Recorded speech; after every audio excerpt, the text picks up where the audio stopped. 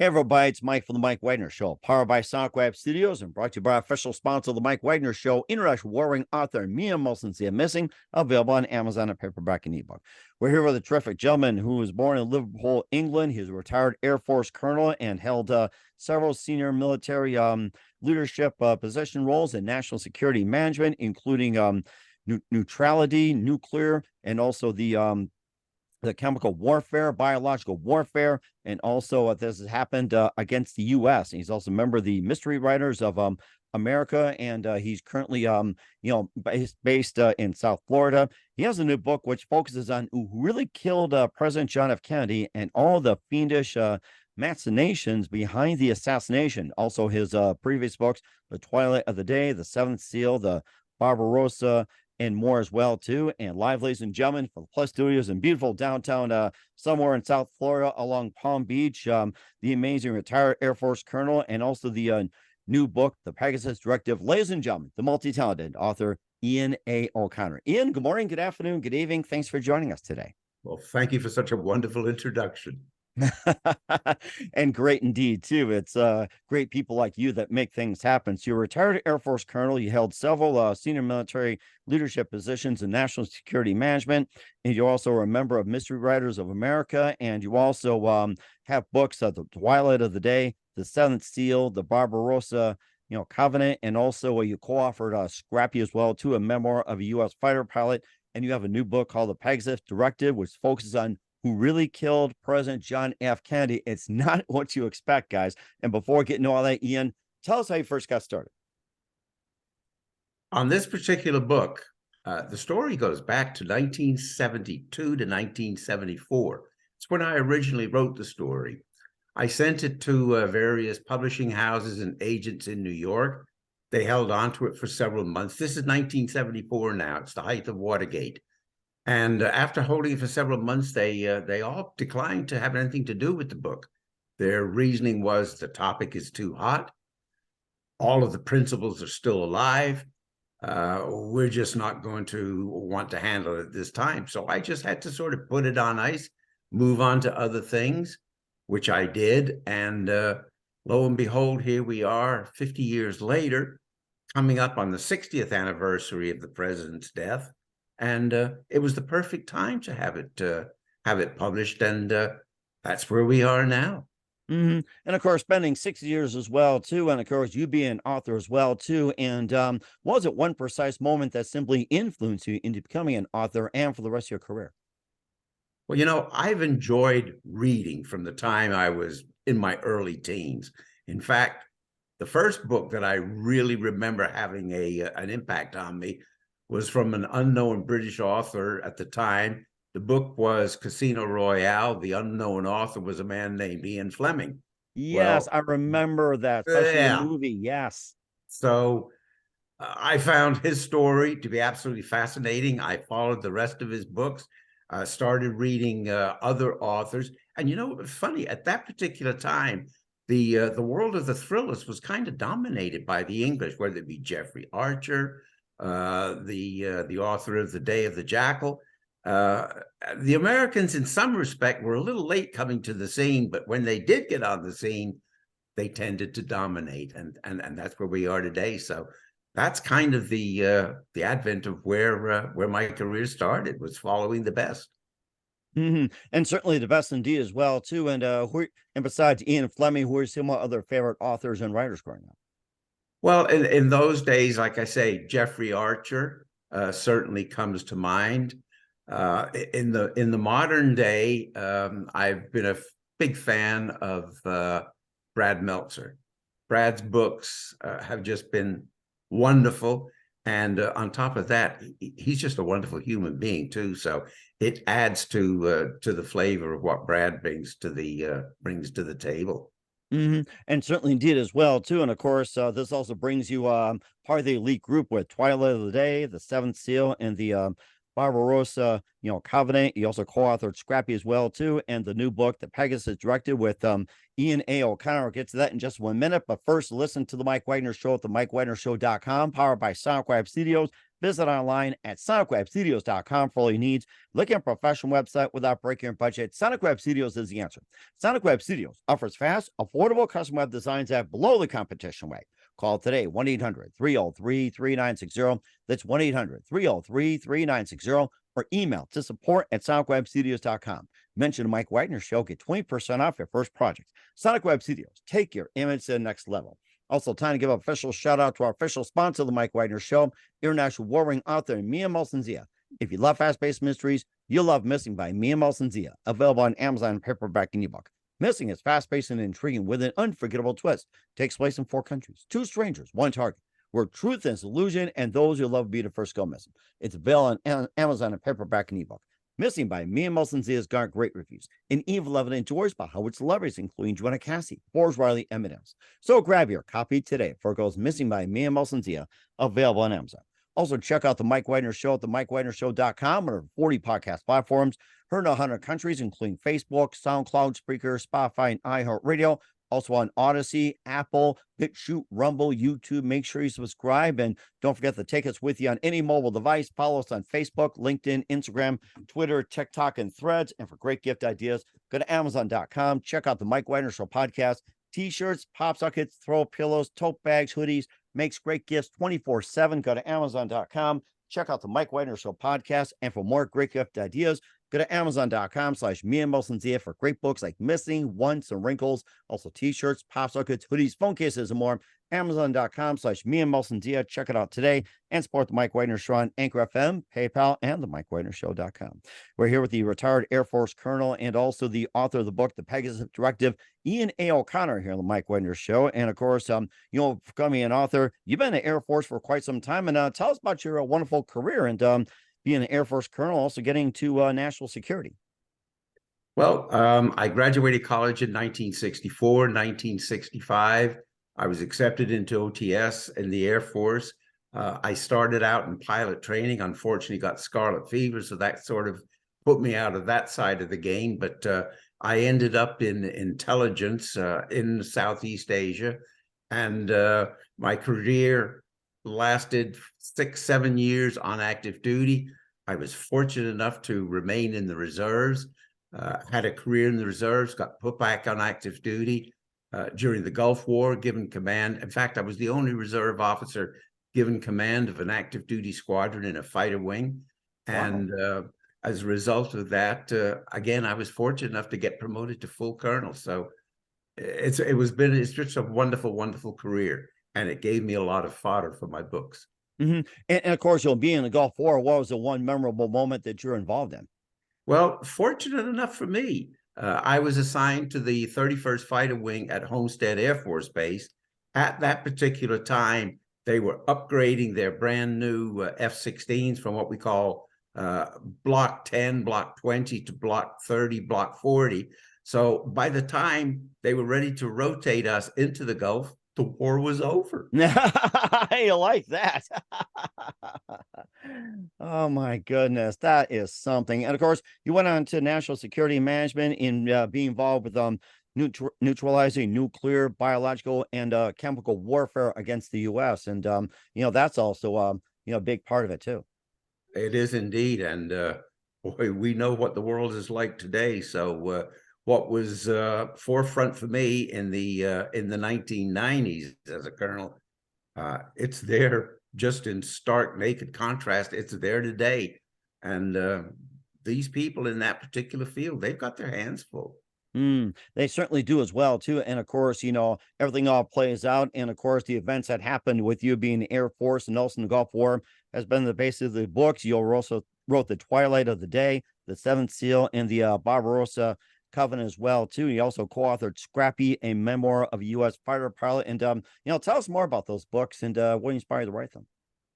Well, the first book that was published was The Twilight of the Day. Very interesting story. In fact, when it was published, I had friends in the Pentagon who contacted me and said, "Are you giving away information that should never be uncovered?" And I said, no, this is strictly fiction. Basically, the story revolved around 10 U.S. Air Force and Navy pilots, known prisoners of war, known to be the Hanoi Hilton. And literally hours before the peace treaty was signed, these 10 known prisoners disappeared off the face of the earth. Well, it turns out that they were sold to a rogue country for $70 million because these men, not only being pilots, they had one other particular talent that was looked upon as necessary in this particular regime, and that was they all had backgrounds in nuclear physics. Wow. Nuclear physics. That was something. And what was the reason for them taken hostage and being used for nuclear physics? Well, as you can imagine, the despot, the antagonist, was Colonel Gaddafi of Libya. Mm. And we know that he was working on trying to develop a nuclear weapon, the same as Iran is today. But the big stumbling block that he was facing was being able to manufacture a trigger to detonate a nuclear weapon. A lot of people can enrich uranium to 90+%, which is necessary for a nuke. But the talent comes with being able to trigger that explosion in such a way that it takes place in a microsecond, and it's a uniform explosion. And that's where Gaddafi knew he needed help. And he searched around, where am I going to get this help? And some idea of his said, let's go to the prison camps in North Vietnam. We know that some of their pilots have these backgrounds.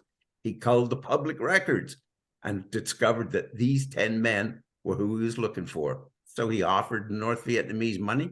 They accepted, and these 10 men disappeared. Oh my goodness. And that was a very interesting book. That's why of the day, of course, we're not going to get into too much of it and to give it away. You also have the Seventh Seal as well. And tell us more about that one. The Seventh Seal and its follow-on book, The Barbarossa Covenant, deals with a retired FBI agent who finds himself sort of drawn into an international conspiracy involving the Russians and the Vaticans and the quest for power in Moscow at the time. What the Russians were attempting to do was literally move the congregation of cardinals from Rome to Moscow, have them under the control of the patriarch of Russia, even though the Pope would still be the nominal head. And basically, they would be able to sort of control Christendom. Once you've controlled all of Christendom, then you can certainly look for a world domination that the Russians have been looking for since 1917. That is really interesting. And of course, having that as well too. And of course, we're all getting close to that Seventh Seal. You also co-authored Scrappy as well too, a memoir of a U.S. fighter pilot. And you contributed that one pretty good. Scrappy was a very interesting subject, and I say was because he just died within the last year at 101 years of age. Oh my goodness. I think I saw that now, come to think of it. I'm glad you reminded me. 101. Wow. 101 years of age, and he was a fighter pilot. Scrappy made the name for himself in 1958 when he took a stock F-104 fighter up to the edge of space. No one had ever been beyond 80,000 feet. He took this airplane up to like 101,000 feet, maybe just a slight less, and was successfully landed back at Edwards Air Force Base. And for that feat, he won the Collier award in that year. Now, to put it in perspective, 10 years before him, the winner of the Collier Award was a guy named Chuck Yeager. And Chuck Yeager, as you know, in the speed record. That's right. There you go. He broke the sound barrier. And 10 years after Scrappy, a guy named Neil Armstrong was awarded the Collier Trophy for some particular flight he did. So Scrappy was in very good company. His life story was absolutely fascinating. Now, a question I kind of had, you thought about, having Scrappy go up to about, what was 101,000 feet, 80,000 feet. And what was his motive right there to make him go that high? What was his motive? Well, his motive was he volunteered. The Air Force and Kelly Johnson at Lockheed said, we want to set a world record. We think we've built the airplane to do it, the F-104. And they wanted just a line pilot from the Air Force to be the one to break the record. And whether it was the short straw or not, Scrappy was picked, and Scrappy flew the mission. He made it look easy as well, too. Well, he made it look easy, but I can tell you that Scrappy, when he landed at Edwards, he had zero fuel in his tanks. It was like a dead stick landing because they needed that airplane to be as light as possible in order to be able to zoom it up to the height that he took it. And so it had to have like almost zero fuel to get up to 101,000 feet. Is that right?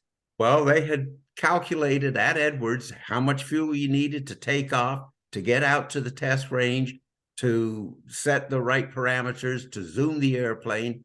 And part of the test said if you want to make a flight record, you have to land back at the place you started. So if he had landed at an alternate field because of running out of fuel, the record wouldn't have counted for anything. So it was kind of touch and go. And certainly did as well too. And of course, dealing with major events with author Ian O'Connor here on the Mike Wagner Show. And before we talk about the Pegasus Directive as well too, we're going to take a little time out with Ian O'Connor. Listen to the Mike Wagner Show at the MikeWagnerShow.com, powered by SoundCloud Studios, and brought to you by official sponsor of the Mike Wagner Show, international warring author Mia Molson's Missing. We'll be back with author Ian A. O'Connor of the Pegasus Directive after this time. We're back with the multi-talented author Ian A. O'Connor of the Pegasus Directive here on the Mike Wagner Show. The new book focuses on who really killed President John F. Kennedy and all the fiendish machinations behind the assassination. And tell us more about the book and what inspired you to write it, especially finding out who actually killed President Kennedy. It wasn't the two that was mentioned in the news. Well, as you know, this is the 60th anniversary of the death of the assassination of President Kennedy. And the world has been told that there was one lone assassin named Lee Harvey Oswald. Well, here we are several decades later, and even in the most recent polling, almost 70% of the people polled don't believe for a second that Lee Harvey Oswald acted alone. And when they're polled, they also ask three questions. Who really killed President Kennedy? How was it done? And why was it done? And those are the questions that I answered in the Pegasus Directive. And of course, I guess maybe you can maybe answer one of the two questions or a vague one. Of course, encourage everybody to read a book and who actually killed President Kennedy. And I guess maybe just a little clue as well too. Could that have been an inside job? Could it maybe been done in the motorcade? Could have been someone maybe like an adversary of John F. Kennedy, or could have been like maybe that was tied to the Cuban Missile Crisis, or simply they're trying to get him to another conspiracy out there is they're trying to get him to join the New World Order, and he refused. Well, if we go back to our beginning of our conversation a few minutes ago, I mentioned that I originally wrote this story from 1972 to 1974. So this story was written before all of these other theories came to light. In the Pegasus Directive, my book starts in 1972 with the Soviet spy master defecting to the Canadian embassy in Rome, asking that he wants to have political asylum in America in exchange for vital information that he has regarding the future well-being of America, and that his information is perishable. But his offer comes with a caveat. He will only surrender to an American agent he knows by the name of Pegasus. Well, when Pegasus debriefs this Russian spy master, he finds that he is the number 2 man in the KGB, a major general. And not only that, he was the mastermind behind the Kennedy assassination. That is fascinating. And of course, all the fiendish machinations, behind that as well, too. And also, some of the other theories have been debunked and everything else. So I guess the big question is, it's kind of like, you wonder why. Well, they haven't been able to withstand the test of time. As you had said before, a lot of it says, well, it had to be the Cubans. Fidel Castro was angry. Then Mhm. it was the CIA and the FBI were in cahoots with the State Department to get rid of President Kennedy because of his political persuasions. And he was kind of against the industrial military complex that Eisenhower had warned about. Mhm. So these people saw their power base maybe being erupted by this young, charismatic president. And the theory at the time was he had to go. Mhm. Well, again, time has debunked these theories, so much so. And of course, you always come back to the original one with the district attorney Garrison when he came up with his conspiracy theory against Clay Shaw. And it subsequently became the basis for Oliver Stone's JFK movie in 1991. Great movie, great cast, great story, but at the end of the day, it didn't hold water. And I'm saying up until today, none of the theories held water. But the one theory that nobody has really given attention to was, well, how come we really haven't looked at the Russians?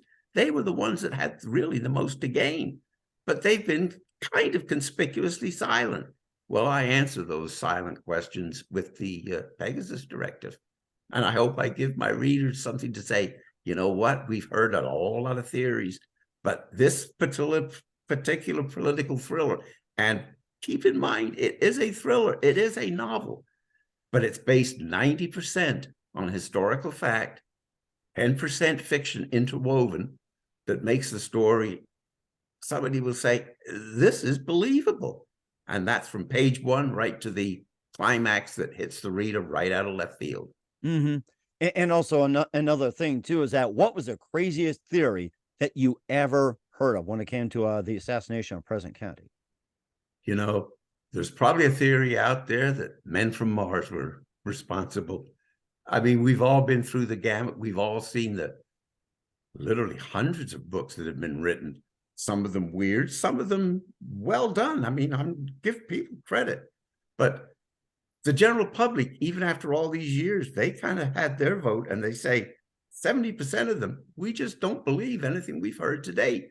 Lee Harvey Oswald didn't act alone. The Warren Commission rushed to judgment, and it's an unsolved crime of the century. That's where I hope that I've kind of resolved the crime for them, at Mhm. least given them an alternative where they say, this sounds kind of reasonable. Mhm. And certainly indeed as well too. Where can we find the Pegasus Directive and all your books at, Ian?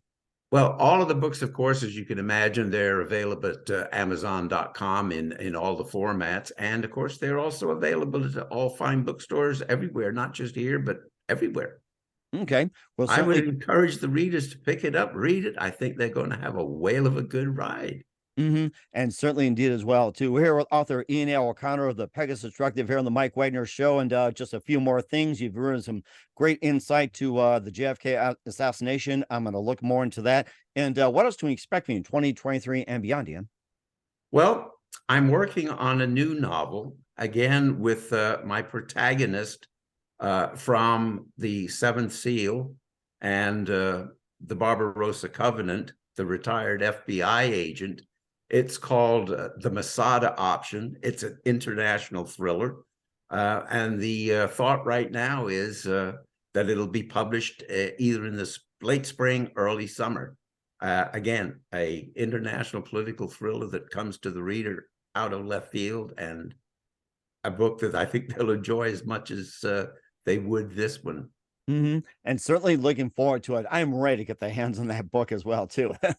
Well, And thank you. certainly do. And who do you consider biggest influence in your career? The biggest influence in my career, you know, I've been asked that question before. And of course, obviously, your parents have a big influence. But the man who really set me on the right path was my first squadron commander in the Air Force. He was a quiet individual, but when he walked into a room, he just exuded authority.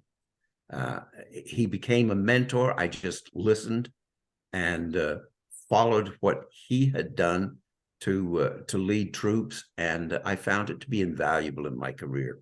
He Mm. was a wonderful mentor, and you know, all these years later, he's still alive, well into his 90s.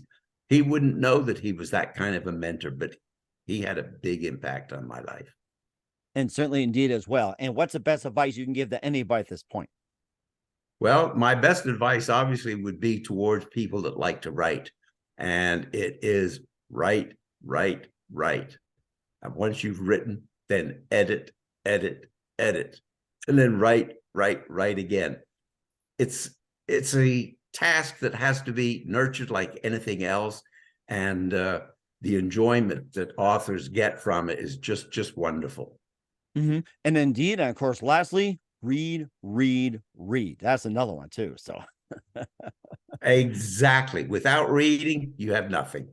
there you go. That's really good advice. Once again, with author Ian A. O'Connor of the Pegasus Directive here on the Mike Wagner Show. Ian, a very big thank you for your time. You've been absolutely fantastic. Learned a lot. Looking forward to having you again soon. Keep us up to date. Keep in touch. Live have you back. Once again, what's your website? How do people contact you? Where can people purchase or check out your book, especially the Pegasus Directive?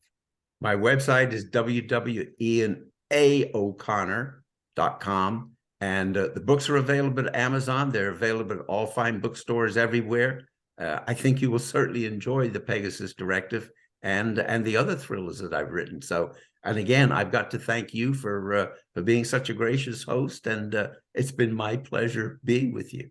And indeed as well too, and hopefully we'll find the answer on who killed JFK soon. Once again, Ian, a very big thank you for your time. You've been absolutely fantastic. Looking forward to having you again soon. Keep us up to date. Keep in touch. Live have you back. Wish you all best. And Ian, you definitely have a great future ahead of you. Thank you so much. Bye-bye.